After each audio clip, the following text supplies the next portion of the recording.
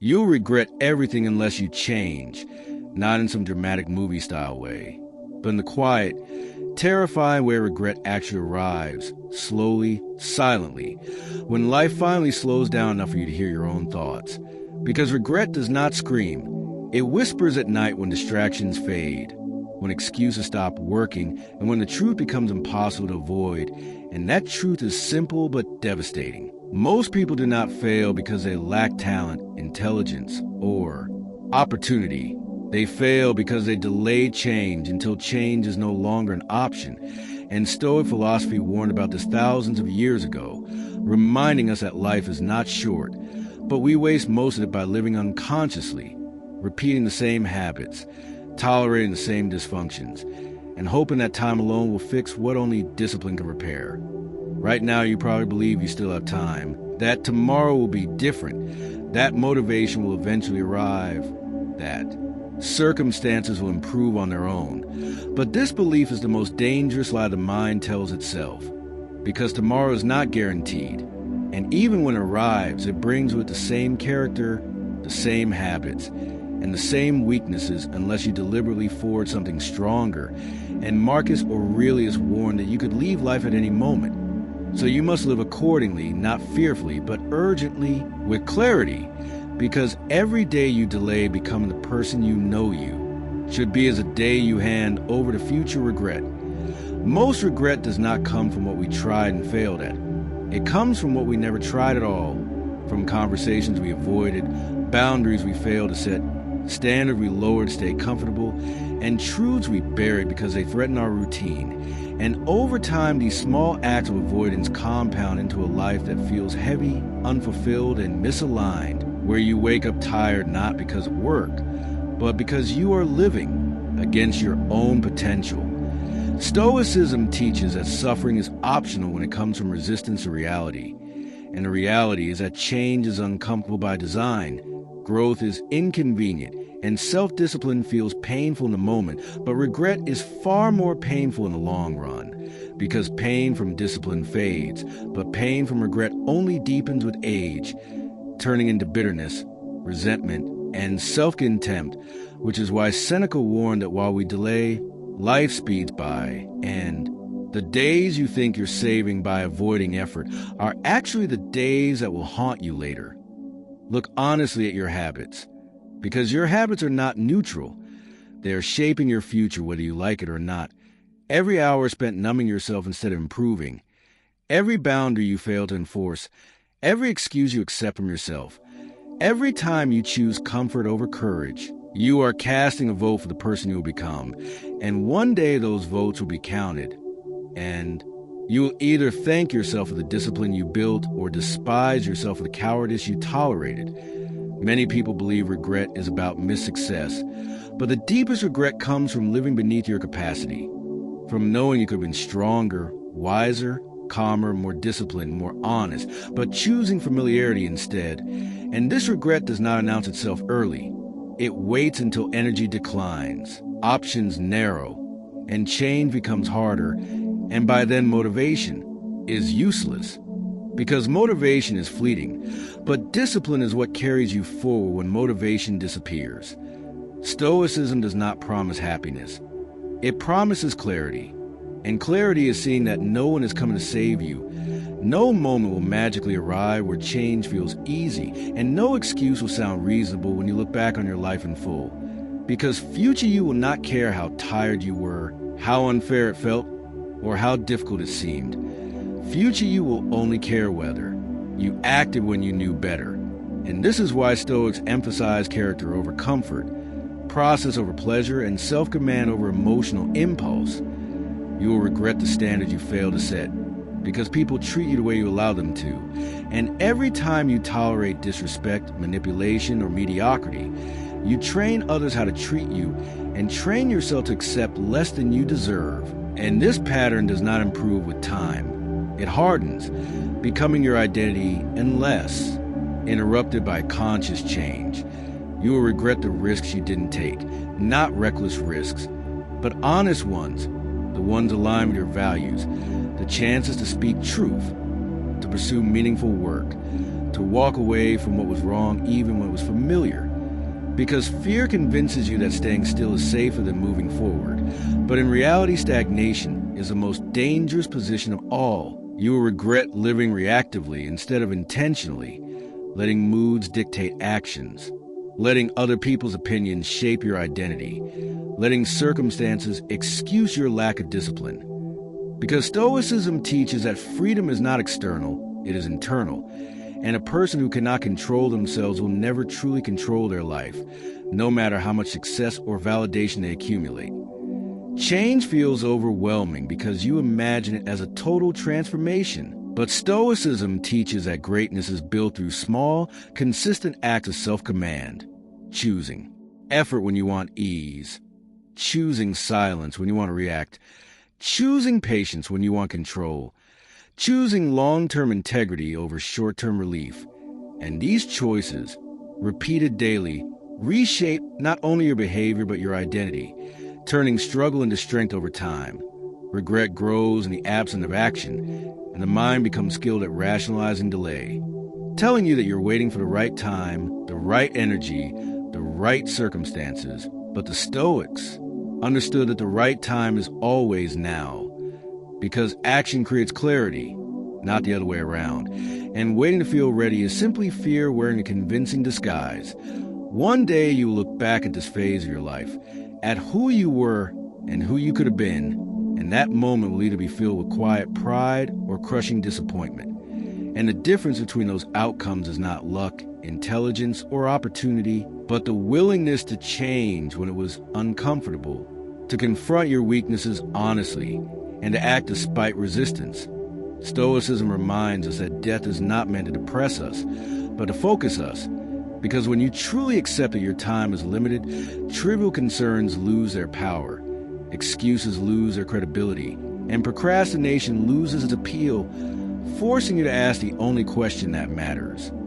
If this were my last year, would I be living this way, tolerating this, delaying this, avoiding this? And if the answer is no, then change is not optional, it is urgent.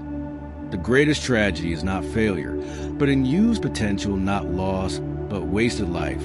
And regret is simply the emotional bill that arrives when you live below your capacity, and that's out, where denial ends. Because once the mind fully understands that regret is not an accident but a consequence, there is no room left for excuses, only responsibility. And Stoicism makes this painfully clear by stripping away comforting lies and forcing you to confront the truth that your future is being built right now by the smallest choices you repeat daily, not by dramatic turning points, not by sudden motivation, but by the quiet decisions you make when no one is watching, when discipline feels optional, when comfort whispers louder than purpose. And this is where most people lose their lives without realizing it, because they believe significance comes from rare moments rather than daily conduct. You may tell yourself that you are waiting for confidence, clarity, healing, or stability, but Stoicism teaches that waiting is often a refined form of avoidance, because confidence comes after action, clarity comes from engagement, healing comes from responsibility, and stability comes from structure, not from delay. And every day you wait, you reinforce the identity of someone who postpones their own growth, training the mind to believe that discomfort is something to be escaped rather than endured, even though endurance is the very muscle required to build a meaningful life. Regret sharpens when you realize how often you chose distraction over depth, entertainment over effort, noise over reflection, and stimulation over stillness, because distraction feels harmless in the moment but becomes devastating in accumulation, slowly eroding attention, discipline, and self-respect until you no longer trust yourself to follow through on anything difficult. And Stoicism warns that a person who cannot govern their attention will never govern their destiny. You'll regret the standards you abandoned for convenience, because lowering standards feels like relief at first, but eventually becomes a prison, trapping you in relationships, habits, and environments that drain you while convincing you that this is simply how life is, when in reality it is how life becomes when you refuse to demand better from yourself and others. Many people misunderstand Stoicism as emotional suppression, but it is actually emotional responsibility, the refusal to let feelings dictate identity or behavior. And regret grows strongest in those who let emotion excuse inaction. Anger justify cruelty, fear rationalize retreat, and sadness legitimize stagnation, because emotions were never meant to rule, only to inform. And when you give them authority, they will lead you into chaos disguised as authenticity. You will regret the times you betrayed your own values for acceptance, because belonging that requires self-erasure always ends in emptiness. And Stoicism teaches that self-respect is more valuable than approval, because approval fades but character remains. And when you sacrifice character to be liked, you eventually lose both. Another source of deep regret is realizing how much energy you spent blaming circumstances, people, or past events instead of strengthening your response. Because blame feels relieving, but it weakens the soul, shifting power outward and turning you into a spectator of your own life, while Stoicism insists that power always resides in response, not in control over events. And the moment you accept this, excuses collapse and responsibility becomes unavoidable. You will regret confusing busyness with progress, filling your days with motion while avoiding meaning, because movement without direction only exhausts you faster, and Stoicism emphasizes intentional action over frantic effort, teaching that doing less with discipline is more powerful than doing more without purpose. One of the cruelest realizations regret brings is seeing how often you compromise long-term peace for short-term relief, choosing comfort today at the expense of dignity tomorrow, because every shortcut extracts interest later, and the bill always comes due when energy is low and time feels scarce. Stoicism teaches that suffering is inevitable, but unnecessary suffering is optional, and regret is the clearest form of unnecessary suffering, born from knowing you could have acted differently, but repeatedly chose not to. And this awareness cuts deeper than external failure, because it exposes self-betrayal rather than misfortune. You will regret not learning how to sit with discomfort, because discomfort is the doorway to growth, and avoiding it trains fragility, making even small challenges feel overwhelming over time, whereas Stoic endurance builds a nervous system capable of calm action under pressure, which becomes invaluable as responsibilities increase and life becomes less forgiving. The older you get, the less forgiving time becomes, not because opportunity disappears entirely, but because energy, patience, and resilience diminish, making the cost of delay far higher than it ever was. And this is why Stoics emphasized urgency without panic, reminding themselves daily that life is already slipping away and must be used wisely.